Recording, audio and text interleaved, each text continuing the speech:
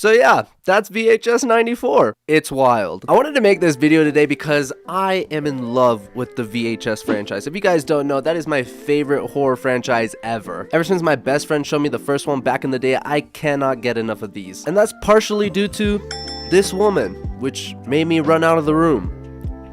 That's a true statement. But if you guys are a fan of this franchise as much as I am, you guys know that VHS Viral came around in 2014 and seemingly killed the franchise. I mean, we went on a 7-year hiatus from these movies until VHS 94 came out and single-handedly revived the franchise. It's alive!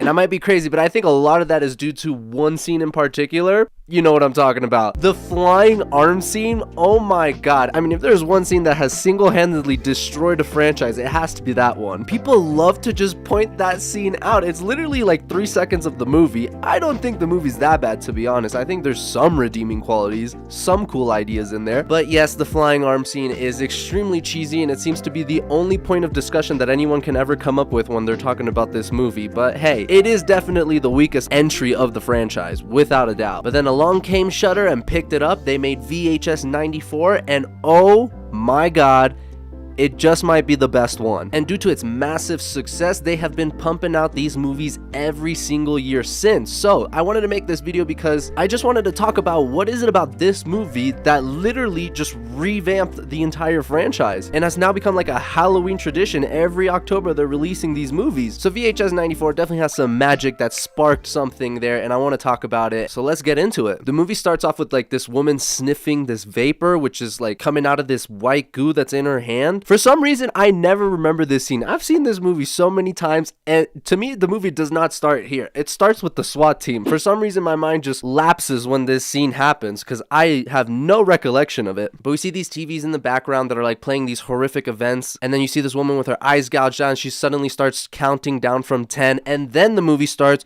where I believe the movie starts, with the SWAT team. And they're getting ready to do this drug raid, and there's this guy, Gary, that's about to film the whole thing, which kind of seems a little weird to me. I don't know why you would just be there, but you know, we need the found footage element for the film, so I guess that suffices. And they're very aware of the gooey substance, and that's what they're going for. And once they break into this compound, there's like these jets that are there. And look, as a fan of found footage, I love the atmosphere that this wraparound story creates. The low quality, grainy footage totally works for me. I love this blue fluorescent light that's kind of eminent in these scenes. And you hear this like woman's voice in the background on some speakers, and it totally adds to the creepy vibes of this short. All are welcome. Tonight is the night you've been waiting for. Track my signal. The signal is salvation. What was that smell? Forever starts. And as they're going through this compound, you see dead people with their eyes gouged out. You're just like, oh my goodness, I love it. But we then come across these TVs, and then one tape just starts to play on one of the TVs. And that leads us to the first short of the film, Storm Drain, which in my opinion has probably the coolest monster design I've seen in the past decade. Raatma is extremely scary. I mean, this creature is terrifying, nasty looking. I mean, I always want to give hats off to the people that worked on this design behind the scenes because they nailed it. I'm someone that appreciates a lot of creature features. Like, I love Alien, I love Predator, The Thing, right? Like, I'm just super into monsters. And for my money's worth, I think Raatma is the best creature design in the past decade. I know The Ritual had a badass creature as well, so I'll mention that, but man, Raatma is probably #1 for me. But the short itself is really good too. We follow this reporter who's trying to get this story about the Raatman, which is apparently this like urban legend or myth around the town, and her cameraman descend into this like sewer, because then they try to escape and they get captured by some of the people that live down there. And when they wake up, there's the minister of the church that was interviewed earlier in the segment, who appears to be the head of this like sewage dweller cult. I mean, I don't know what else you would call it. And he summons the Raatman, aka Raatma, and then you see the creature come out. Bro, that scene was, I mean, that was creepy. And it's also pretty gross because we see him end up like spitting this black vile liquid, which then the minister like pours over the cameraman's face, and it just starts melting in front of her. And then they bring the reporter, and it just starts like screaming in front of her and like acting all wild. And then we cut to a commercial break. Bro, the greatest commercial cut of all time. I believe it's the Veggie Smasher, bro. I mean, it does cut the tension a little bit, but like I thought it worked perfectly for like what they were trying to go for, because then they go back to the news station and she's like all fine because apparently she was like saved from there. And then as she's doing her reporter story, she ends up like spitting the back goo on her like coat anchor, and it's just like great body horror if you enjoy that stuff, where it's like melting and his eyeballs are popping out. And she ends up just saying hail Raatma. Solid 9 out of 10 short for me for like the VHS quality type stuff. So then we cut back to the wraparound story, and like the SWAT team is going deeper and deeper in the building, and they come across this room that kind of looks like a church, but at the same time it kind of looks like a movie, because you see this screen and there's these mannequins sitting down looking at the screen, which was very creepy. And then that's how we enter like the second segment of the story, which is called The Empty Wake. This is the one segment of the movie I'm not such a fan of. It's not bad per se, but like compared to the other ones that are so intense, especially the next two that we're going to come across, this one definitely has to be the weaker one of the four. But this girl is assigned to host like a wake for a man that's like dead, so she has to spend the night in this empty room with this corpse in front of her and make sure like some people can come in if they want to like pay their respects and stuff. But of course, a thunderstorm starts and cuts off the power. Isn't that classic horror movie stuff? How do we make things go dark? Oh, I get it. A thunderstorm, which, hey, is very plausible. But she hears noises and movements coming out of the casket, and in the midst of all this, a man just shows up and he wants to pay his respect. So obviously she lets him pay his respect, but here you can kind of tell like this guy is speaking gibberish, and it's almost like he's like reciting a, I don't know, some sort of curse or something. So the dude leaves, and then she finds out that the doors are locked and she can't get out, which this is when stuff is actually creepy. And then when she comes back into the room, the casket is empty. This is the part that I like because it's a little bit slow up until then, but then when things get going, it gets going, because she sees the guy just standing there. When he turns around, half his face is gone, and you're like, oh my god. And this zombie-like thing just starts chasing her around. And what I thought was pretty cool is that like since half his face is gone, like he doesn't have his eyes, so you can't really see her, he can only hear her, and she kind of figures that out in the midst of the whole thing. I thought that was a pretty cool idea, because then we got a scene where like his face is on the ground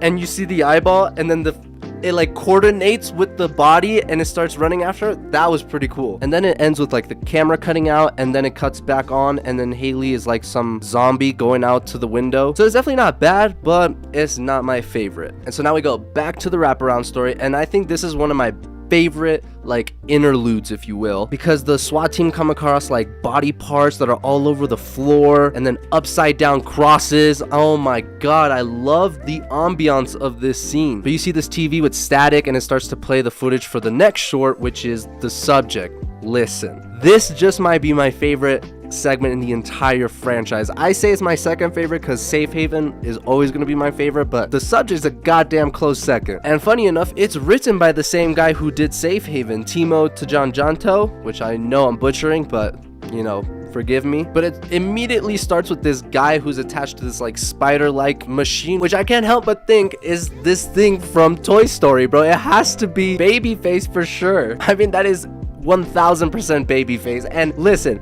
that Babyface in Toy Story creeped the out of me, bro. That traumatized me when I saw that. Oh my goodness, that was scary. But let's get back to The Subject. We get to see a day in the life of this like mad crazy scientist, which is so well done, because he obviously has these like kidnapped people, one of them which wakes up early, and he just like sedates him again, and he's just like doing these horrific experiments on them. It's so creepy. Like, you don't need any jump scares or anything for this to work. It's just the whole setting is scary to look at, and seeing him, terrifying. They picked the absolute best actor for this mad scientist, because he looks like a mad scientist. Like in real life, I bet he's some sort of mad scientist, because look at his face. Look at his face. He's doing an experiment on a woman, turning her into a cyborg, and then we get like a perspective flip where like now it's in the point of view of the subject, one of the subjects, which I thought was really cool, because it's like a whole POV thing going on, and then we got the SWAT team raiding in.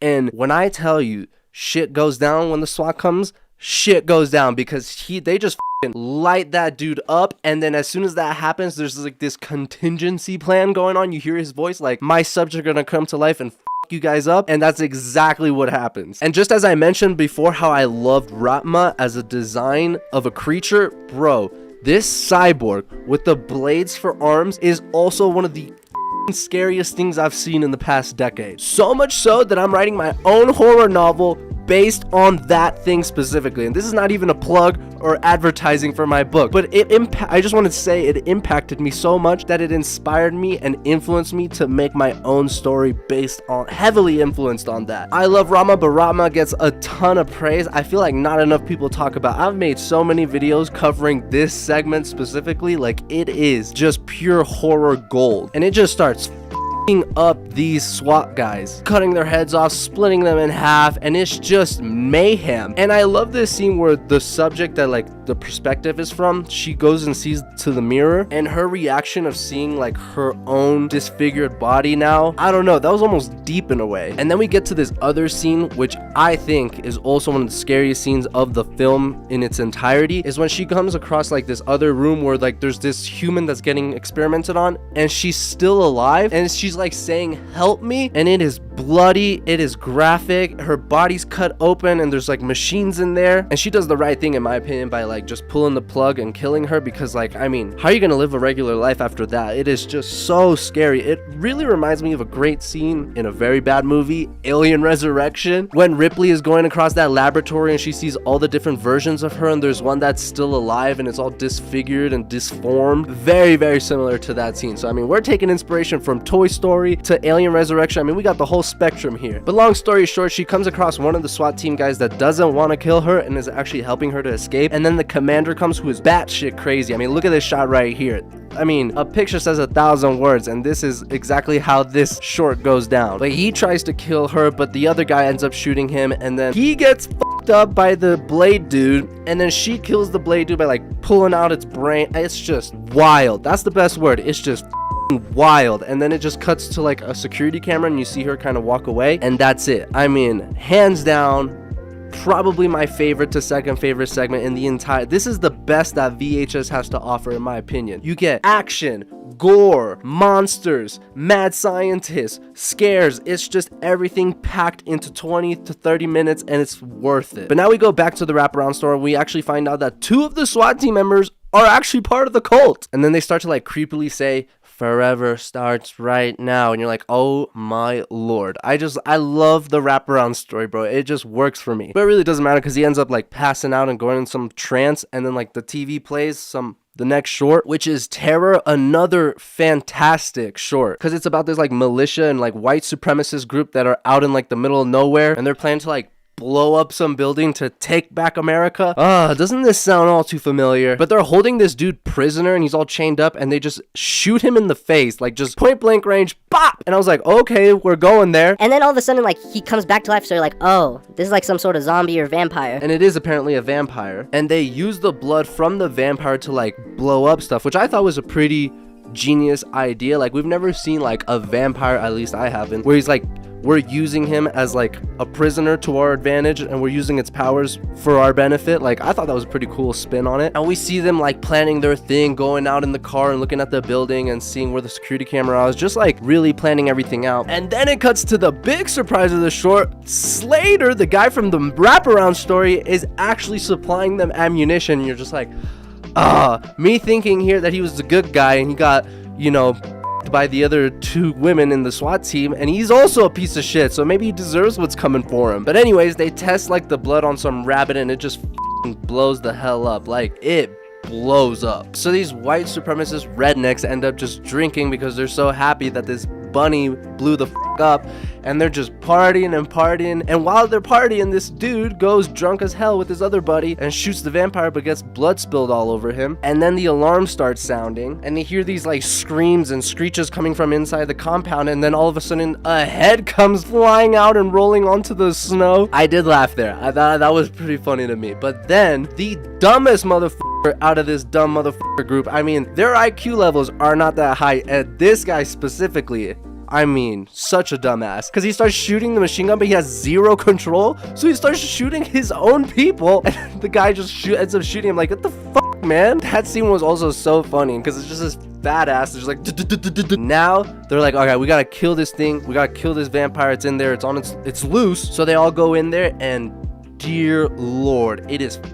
carnage galore. I mean, it tears one guy's face off and it shoots wildly, and the vampire kills another guy by slamming its head on the floor repeatedly. And when you see the vampire, another great creature design. I mean, the teeth everywhere and the way the mouth opens, it is scary looking as hell. But it ends up killing everyone. It drags the main dude into a cage, and then it just opens up the window to let the sunlight in, and it just causes it to like explode, and like the whole thing is just burning now, which I thought was a pretty cool ending. Is like, you know what, I'm going out and I'm bringing everyone with me. That was lit. So those were like the 4 main segments of the movie, which I liked all of them pretty good. Like even the empty wake was pretty good.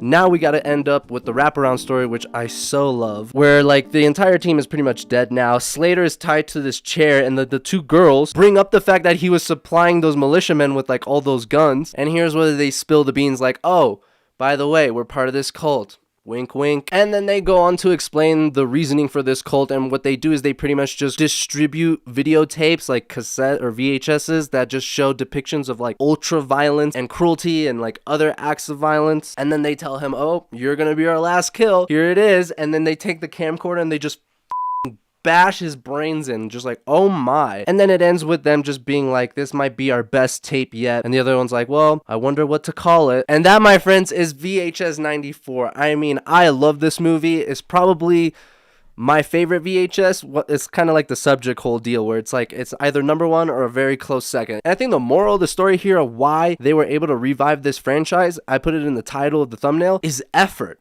Like, they just put effort, like, where you can see in VHS Viral with, like, the arm scene and stuff like that. Maybe it's low budget, but, like, it didn't seem like a lot of people were putting their best foot forward. Whereas in this movie, man, when you see the creature design of Raatma, when you see the creature design, or, like, the subject and the vampire, and they're just so well put together that you can tell these people really love the horror genre. They gave it their best. Even the stories were pretty goddamn good, whereas, like, VHS Viral, like I said, they had some interesting ideas, but, like, overall, it was not well made. I love this movie, bro. Comment down below if you guys agree. Have you seen this movie? Obviously, it's been out for a while, so I'm sure if you're a horror fan, you know about this, but I just can't get enough of it. I love it. I'm glad it brought it back to life, because I would have been so sad if we never got any of these movies and it would have just ended with VHS Viral. So, and as always, hit that subscribe button, give this video a like, and I'll catch you guys on the next one.